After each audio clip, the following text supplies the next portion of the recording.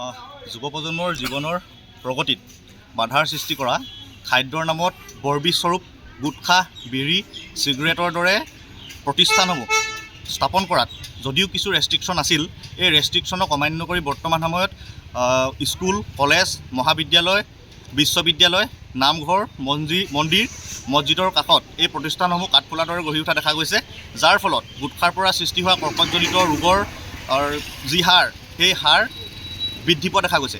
সেয়েহে আজি আমি নাজিৰা মহকুমা টাইম ছাত্ৰ সন্থাই নাজিৰা সমজিলা আয়ুক্তক এখন স্মাৰকৰ জৰিয়তে এই প্ৰতিষ্ঠানসমূহ যাতে অনতিপলমে বন্ধ কৰাৰ চেষ্টা কৰে তাৰ বাবে দাবী জনাওঁ। আৰু যদি তেখেতে এই প্ৰতিষ্ঠানসমূহ বন্ধ কৰাত গাফিলতি কৰে বা খৰতকীয়া প্ৰচেষ্টা হাতত নলয়, আমি সংগঠনসমূহে যৌথভাৱে ইয়াৰ নিজাববীয়া প্ৰচেষ্টা হাতত ল'বলৈ বাধ্য হ'ম।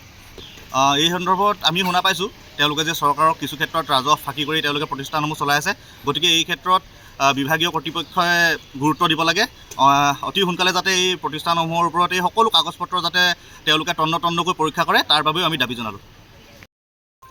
আজি আমি দুটাকৈ সংগঠনে নাজিৰা সমজিলা একদম হেৰিয়ত আমি এখন স্মাৰক পত্ৰ প্ৰদান কৰিছোঁ। আৰু এই স্মাৰক পত্ৰ প্ৰদান কৰাৰ কাৰণ হৈছে গুটখা। আপোনালোকে জানে যে স্কুল, মন্দিৰ যি আছে তাৰ মুখৰ আগত গুটখা বিকিব নোৱাৰে, কিন্তু তেনেস্থলত আচলতে এতিয়াও নাজিৰা বহুত স্কুল, কলেজৰ মুখৰ আগত এতিয়াও গুটখা বিকি আছে। এইবোৰ কি নাজিৰা প্ৰশাসনে দেখা নাই নেকি? আমি স্পষ্ট ভাষাৰে সুধিছোঁ, এইবোৰ কি নাজিৰা প্ৰশাসনে দেখা নাই নেকি? নে দেখি শুনিও চকু মুদা কুলি ভা ধৰিছে? আমাৰ এইটো চৰকাৰলৈ প্ৰশ্ন আছে, নাজিৰা মহকুমাৰ আপোনাৰ যি প্ৰশাসন আছে তাত প্ৰশ্ন আছে। আৰু এটা কথা আমি শুনিবলৈ পাইছোঁ, নাজিৰাত যি এই গুটখা কাৰবাৰকেইটা চলাইছে, এই মানুহকেইজনে নিজে তামোল এখন নাখায়।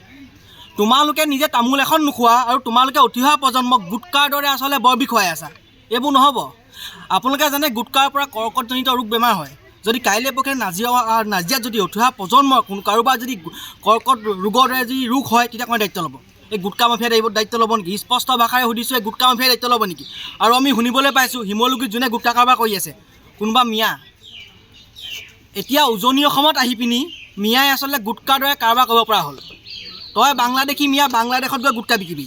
শিমলুগুৰিত নহ'ব, অসমত নহ'ব, নাজিৰাত নহ'ব। একদম স্পষ্ট কথা কৈ দিছোঁ। আৰু আমি আজি দুটাকৈ সংগঠনে প্ৰশাসনক 3 দিনৰ সময়সীমা বান্ধি দিছোঁ। 3 দিনৰ ভিতৰত যদি ব্যৱস্থা নলয়, তেনেহ'লে আমি দুটাকৈ সংগঠনে নিজৰ ষ্টাইলত আমি ব্যৱস্থা ল'ম। তেতিয়া কিন্তু পুলিচ প্ৰশাসন জগৰীয়া হ'ব, আমাৰ স্পষ্ট কথা।